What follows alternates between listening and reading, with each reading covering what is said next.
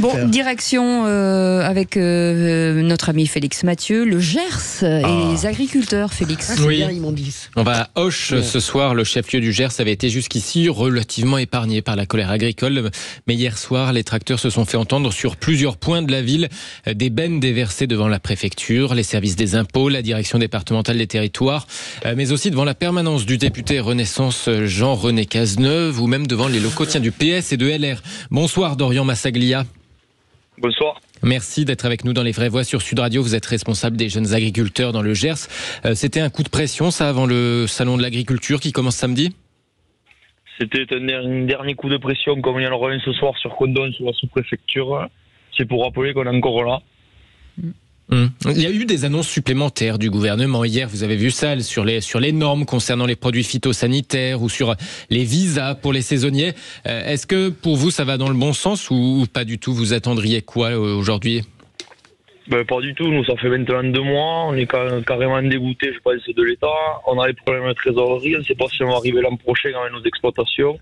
Et là on se retrouve à avoir des annonces, enfin il n'y a rien de concret, quoi. Nous on a des exploitations à moins de 10 000 euros sur les comptes. On ne sait pas comment on va arriver l'année prochaine et on n'a toujours aucune nouvelle.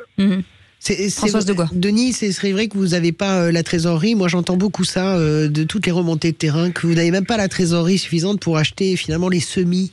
Est-ce qu'on en est là dans vos exploitations? Pour acheter de quoi semer, de quoi planter est-ce que c'est vrai?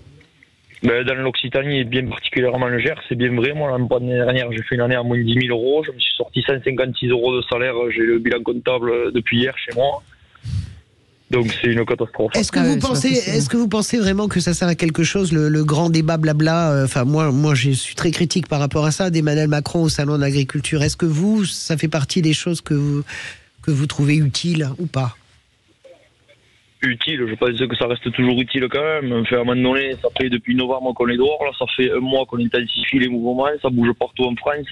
Ils sont toujours pas capables de sortir des mesures. Nous, c'est des annonces, c'est quelque chose de concret pour le salon, et on se retrouve avec un débat. Il y a quand même un sentiment de dégoût, quoi, et de mépris de l'État. C'est surtout 156 euros de salaire, faut que ça cesse, ça c'est sûr. J'entends le désarroi de notre auditeur agriculteur. Je dis simplement qu'il n'y a pas de dégoût, il n'y a pas de mépris. Je pense que l'illustration de la mobilisation pleine et entière d'un certain nombre des membres du gouvernement, dont le Premier ministre, qui est allé sur le terrain, qui est allé quelque part mouiller la chemise. C'est sûr que une fois qu'il a mouillé la chemise, je dirais, sur la sortie, c'est de la communication, on ne va pas se mentir. Après, moi, je peux comprendre qu'on attend des mesures concrètes. Et en même temps, on parle d'un déficit budgétaire, on parle de restrictions budgétaires partout. Moi, j'ai aussi hâte d'entendre le président. Sauf que le temps n'est pas le même pour tout le monde. Mais la temporalité, c'est sûr. Quand on attend, quand on est haut fonctionnaire ou quand on est ministre à plusieurs milliers d'euros par mois et quand on n'arrive pas à se payer quelques centaines d'euros par mois, évidemment, la temporalité et la quotidienneté, on la vit pas de la même manière. Il n'en demeure pas moins qu'il y a, pardonnez-moi monsieur, il n'y a pas de mépris, absolument pas de mépris. J'ai une question pour vous, Dorian. Normalement, c'est trop tard, Françoise, mais allez-y. En une seconde, est-ce que vos syndicats sont efficaces? Parce que j'ai l'impression que c'est pour la première fois la cogestion FNSEA gouvernement, ça marche pas. Non, je pensais que c'est devenu très compliqué. C'est parti de la base. Les syndicats se sont fait déborder. Maintenant, je pense que les syndicats, ça devient de plus en plus compliqué, quoi.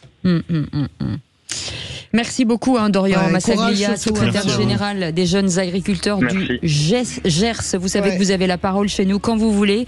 Si vous voulez, forcément, vous nous appelez et on vous prendra à l'antenne quand vous voulez. On vous souhaite bon courage. 156 euros, j'en reviens pas. J'ai vraiment du chagrin. En Franchement, moi, je suis dégoûtée.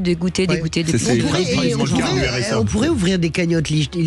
On pourrait, je trouve. Pourquoi on ferait pas une cagnotte Kiss Bang Bang, une cagnotte où on pour aider, tu vois, les mecs, ils ont même pas de quoi acheter leur semis, tu vois, c'est insupportable. On n'a qu'à le faire, Françoise. Mais pourquoi on les vraies voix, on n'a qu'à le faire. On est les vraies voix. Pourquoi on n'ouvre pas une cagnotte, pour les agriculteurs? Et voilà, c'est réglé, on s'en occupe. Allez. Dans un instant, merci beaucoup.